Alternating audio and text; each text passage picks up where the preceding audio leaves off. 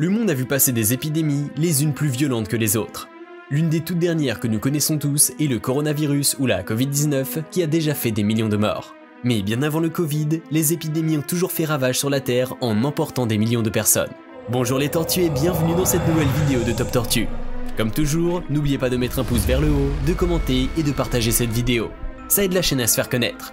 N'oubliez pas également de vous abonner et de cliquer sur la cloche pour être prévenu lorsque je sors une nouvelle vidéo. De la peste noire en passant par le choléra, je vous présente dans cette vidéo 10 des pires épidémies de l'histoire de l'humanité. La peste noire.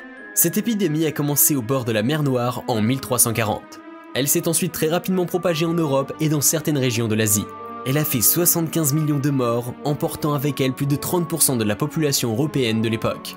Elle est sans aucun doute l'une des épidémies les plus meurtrières de l'humanité, et c'est pourquoi elle se trouve d'ailleurs en tête de notre classement.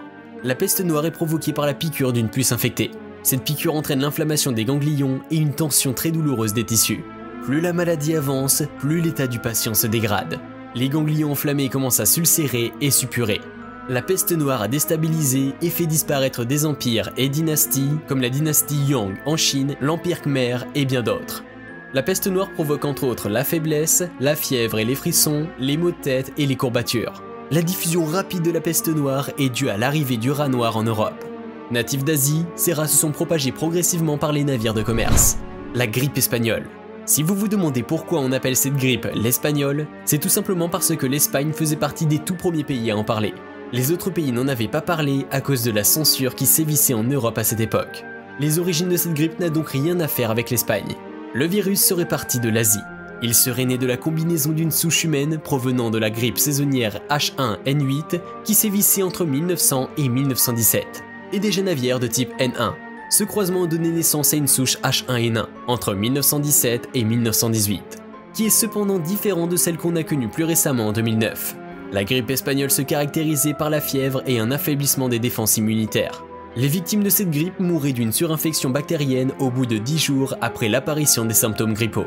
La grippe espagnole a tué plus de 60 millions de personnes dans le monde. Aucun continent n'a été épargné. Comme aujourd'hui, le port de masque était l'une des mesures de prévention. Le VIH. Ce virus atteint et détruit les défenses immunitaires de l'homme. L'organisme est donc vulnérable et exposé à toutes sortes de maladies. Le VIH est l'une des épidémies les plus mortelles qu'a connu le monde. Il a fait plus de 30 millions de morts dans le monde et même si des traitements pour réduire l'action du virus sur l'organisme sont mis au point, il reste une maladie qu'il faut craindre et éviter.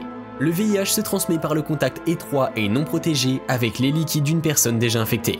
Les premiers signes de l'épidémie sont apparus à la fin des années 1970 en Amérique du Nord.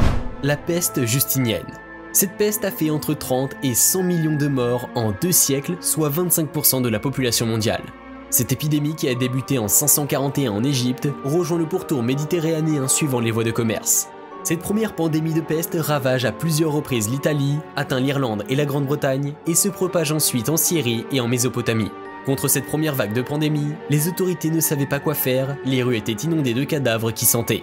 La seule solution était de fuir ou de faire avec la mortalité. Ces symptômes étaient la faiblesse, la fièvre, les maux de tête et des courbatures, les frissons, les ganglions lymphatiques. Les malades mouraient au bout de quelques jours. La grippe asiatique. Cette grippe qui venait de l'Asie, plus précisément le Japon, a fait entre 1 et 4 millions de victimes.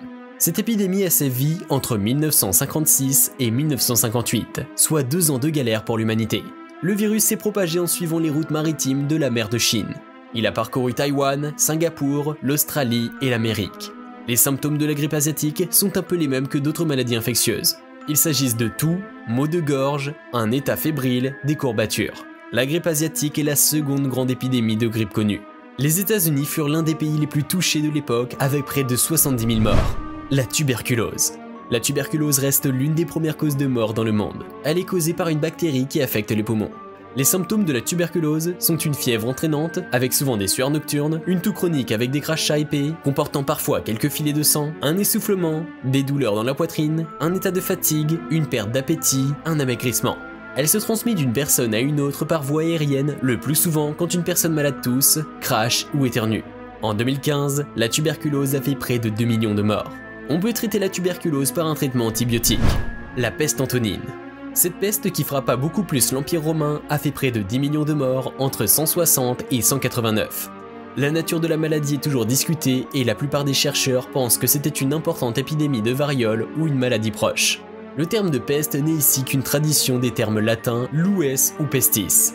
D'après certaines sources, l'épidémie est apparue lors de la prise de Séleucie du Tigre en 166.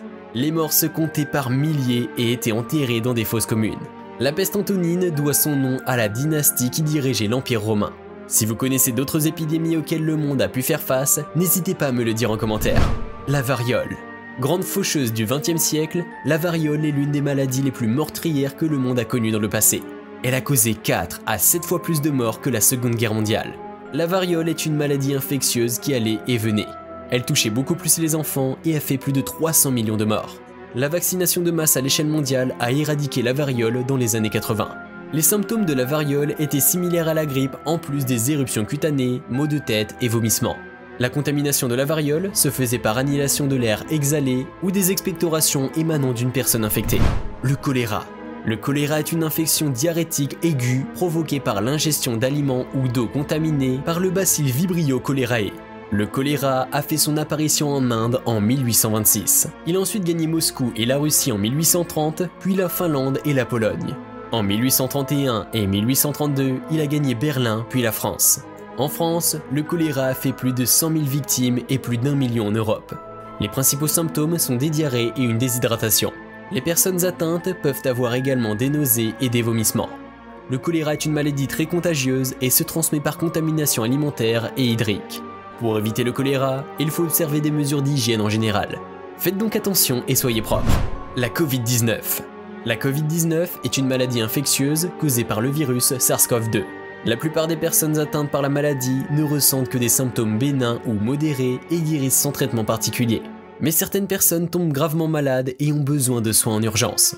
Même si la Covid représente plus de risques pour les personnes âgées, à cause de leur système immunitaire amoindri, elle reste dangereuse même pour les jeunes et pour ceux qui ont des maladies pouvant l'aggraver. La Covid-19 est apparue le 16 novembre 2019 à Wuhan, dans la province de Hubei, en Chine centrale. Elle s'est ensuite propagée dans le monde entier et aucun continent n'a été épargné. Ce virus a déjà causé plus de 5 millions de morts dans le monde entier et il continue de sévir. L'un des pays les plus touchés par cette épidémie est les États-Unis, qui a à ce jour enregistré plus de 800 000 décès déjà. L'Inde est aussi gravement touchée, le nombre de ses victimes s'élevant à plus de 400 000. Le monde a connu depuis l'Antiquité jusqu'à aujourd'hui de nombreuses épidémies qui l'ont marqué et continuent de le marquer. La nature est composée de différents êtres vivants, dont les virus et les bactéries aussi.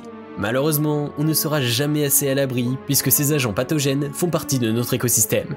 C'est déjà la fin de cette vidéo qui a porté sur les 10 pires épidémies de l'histoire. Laquelle des 10 épidémies vous a le plus impressionné? N'hésitez pas à me le dire en commentaire. Si vous connaissez aussi d'autres épidémies qui ont fait sombrer l'humanité, dites-nous ça aussi. Si vous n'êtes pas encore abonné à notre chaîne, eh bien c'est le moment de le faire pour ne pas rater mes prochaines vidéos. Likez la vidéo si vous l'avez aimée et partagez-la avec vos proches. Je vous reviens très bientôt pour un nouveau top. D'ici là, portez-vous bien et à bientôt. Bye bye.